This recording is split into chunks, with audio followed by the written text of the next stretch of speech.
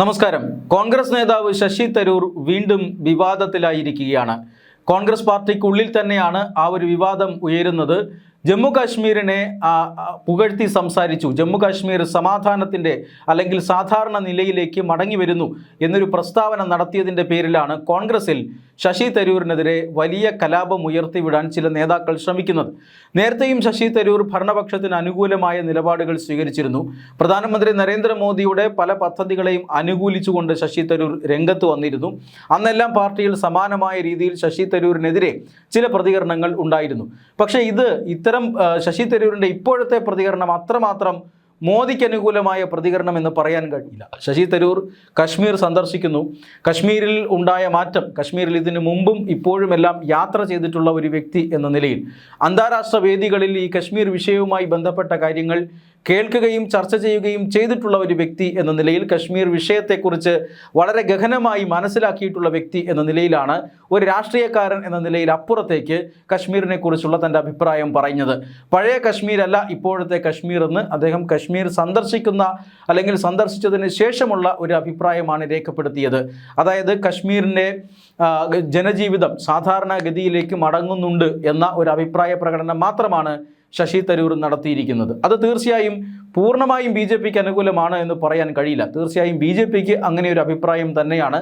പക്ഷേ ആ കശ്മീരിൽ ഭരണം നടത്തുന്നത് ആരാണ് എന്ന ചോദ്യം അവിടെ ബാക്കി നിൽക്കുകയാണ്. ഇന്ത്യ മുന്നണിയിൽപ്പെട്ട നാഷണൽ കോൺഫറൻസും ശശി തരൂരിൻ്റെ സ്വന്തം പാർട്ടിയായ കോൺഗ്രസും ചേർന്നാണ് അവിടെ സർക്കാരിനെ മുന്നോട്ട് നയിക്കുന്നത്. ആ ഒരു സാഹചര്യത്തിൽ കശ്മീർ സാധാരണ രീതിയിലേക്ക് മടങ്ങുന്നു എന്നൊരു കോൺഗ്രസ് നേതാവിൻ്റെ പ്രസ്താവന എന്തുകൊണ്ടാണ് വിവാദമാകുന്നത് എന്നതൊരു വലിയ ചോദ്യചിഹ്നമായി മാറുകയാണ്.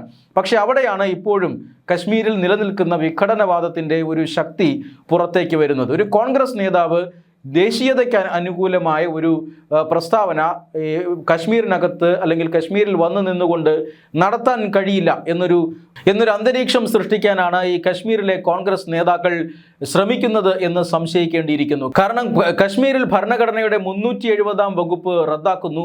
അത് BJP സർക്കാരാണ് അത് റദ്ദാക്കുന്നത്. റദ്ദാക്കിയതിന് ശേഷമാണ് അവിടുത്തെ ഇസ്ലാമിക തീവ്രവാദത്തെ അവസാനിപ്പിക്കാൻ കഴിഞ്ഞത്. മാത്രമല്ല കശ്മീർ ഒരു സമാധാനത്തിൻ്റെ പാതയിലേക്ക് പോയതും ഇങ്ങനെ ഒരു ഭരണഘടനയുടെ 370-ാം വകുപ്പ് റദ്ദാക്കിയതിന് ശേഷമാണ്. ഇതാണ് BJPയുടെ ഒരു പിടിവള്ളി അല്ലെങ്കിൽ BJPയുടെ ഒരു ഭരണ നേട്ടം എന്ന് പറയുന്നത്. എന്നാൽ കോൺഗ്രസ് ഈ ഒരു 370-ാം വകുപ്പ് റദ്ദാക്കിയതിനെ അനുകൂലിച്ചിരുന്നില്ല. ഇപ്പോഴും അവർ അനുകൂലിക്കുന്നില്ല. ഇപ്പോൾ കശ്മീർ ഒരു കേന്ദ്രഭരണ പ്രദേശമാണ്. അവിടെ ഒരു നിയമസഭയുണ്ടെങ്കിൽ ആ നിയമസഭയ്ക്ക് പൂർണ്ണ അധികാരം നൽകണമെന്നും സമ്പൂർണ്ണമായ ഒരു സംസ്ഥാനമായി കശ്മീരിനെ മാറ്റണമെന്നും പറ്റുമെങ്കിൽ ആ 370-ാം വകുപ്പ് പുനഃസ്ഥാപിക്കണമെന്നും ഒക്കെയാണ് ഇപ്പോൾ കോൺഗ്രസ് അടക്കമുള്ള പ്രതിപക്ഷ രാഷ്ട്രീയ പാർട്ടികൾ ആവശ്യപ്പെടുന്നത്. കശ്മീരിലെ നേതാക്കന്മാർക്ക് ഈ ഒരു ആവശ്യം വളരെ കൂടുതലായിട്ടുണ്ട് താൻ. അതുകൊണ്ട് തന്നെയാണ് ഇപ്പോൾ ഈ ശശി തരൂരിൻ്റെ പ്രസ്താവനയ്ക്കെതിരെ അതിരൂക്ഷമായ വിമർശനം കോൺഗ്രസിനകത്തു നിന്ന് തന്നെ ഉയരുന്നത്. ഇത്തരം ആൾക്കാരുടെ അല്ലെങ്കിൽ ഇത്തരം വിഘടനവാദങ്ങളെ സംരക്ഷിക്കുന്ന പവൻ ഖേരയെ പോലെയുള്ള കോൺഗ്രസ് നേതാക്കൾ ശശി തരൂരിൻ്റെ രക്തത്തിനായി ദാഹിക്കുന്നതും അതിനുവേണ്ടി തന്നെയാണ്. ശശി തരൂർ പറഞ്ഞത് ശരിയായില്ലെന്നും ശശി തരൂർ കാശ്മീർ സന്ദർശിച്ചപ്പോൾ കോൺഗ്രസ് നേതാക്കളെയോ കോൺഗ്രസിലെ പ്രവർത്തകരെയോ ഒന്നും സന്ദർശിക്കാതെ നേരെ ലഫ്റ്റനന്റ് ഗവർണറെ സന്ദർശിക്കാൻ പോയി എന്നൊരു അഭിപ്രായം അല്ലെങ്കിൽ അങ്ങനെ ഒരു ആക്ഷേപവും പരാതിയും ഒക്കെയാണ് പവൻ ഖേര അടക്കമുള്ള ജമ്മു കശ്മീരിൽ നിന്നുള്ള കോൺഗ്രസ് നേതാക്കൾ ഇപ്പോൾ ഉയർത്തുന്നത്.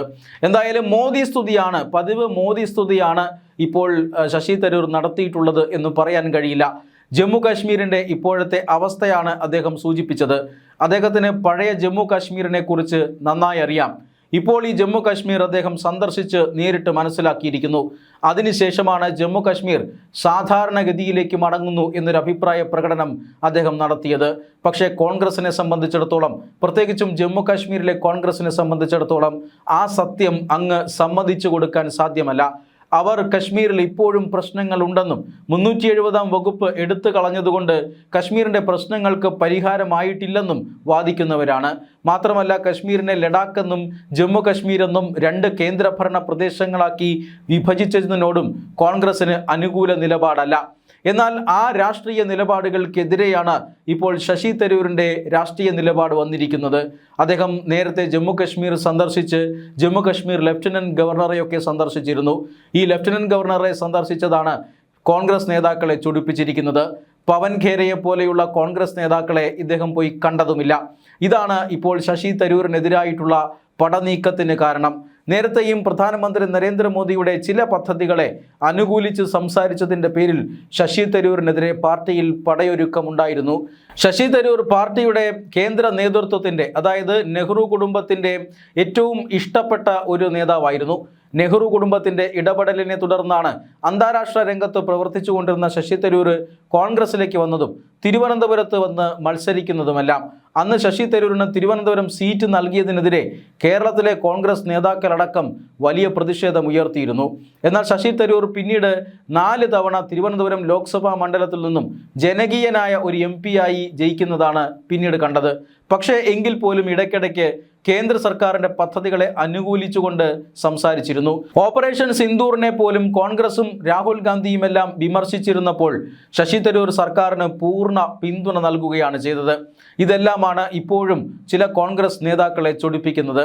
ഇതിൻ്റെ പേരിലാണ് ശശി തരൂർ കോൺഗ്രസിൽ വേട്ടയാടപ്പെടുന്നത് എന്നൊരു വിഭാഗം ആരോപിക്കുന്നു. എന്തായാലും കേരളത്തിലടക്കം വലിയ രാഷ്ട്രീയ സ്വാധീനമുള്ള ശശി തരൂർ തിരുവനന്തപുരം ലോക്സഭാ മണ്ഡലത്തിൽ തുടർച്ചയായി മത്സരിച്ച് വിജയിക്കുന്ന ശശി തരൂരിന് ജനകീയ ഭാവം വന്നിട്ടുണ്ട് എന്ന കാര്യത്തിൽ തർക്കമൊന്നുമില്ല. ഇതേ ശശി തരൂരിനെ വെട്ടുകയും BJPയുടെ ചാരനായി അല്ലെങ്കിൽ BJPയിലേക്ക് ഏത് നിമിഷവും പോകാൻ സാധ്യതയുള്ള ഒരു നേതാവായി പലപ്പോഴും കോൺഗ്രസിനകത്തു നിന്ന് തന്നെ ഉയർത്തിക്കാട്ടലുകൾ ഉണ്ടായി. അതിൻ്റെ ഏറ്റവും ഒടുവിലത്തെ ഉദാഹരണമാണ് ഇപ്പോൾ ജമ്മു കാശ്മീരിലെ അദ്ദേഹത്തിൻ്റെ പ്രസ്താവന വിവാദമാക്കിക്കൊണ്ട് ചില കോൺഗ്രസ് നേതാക്കൾ തന്നെ നടത്തുന്ന പ്രസ്താവനകൾ.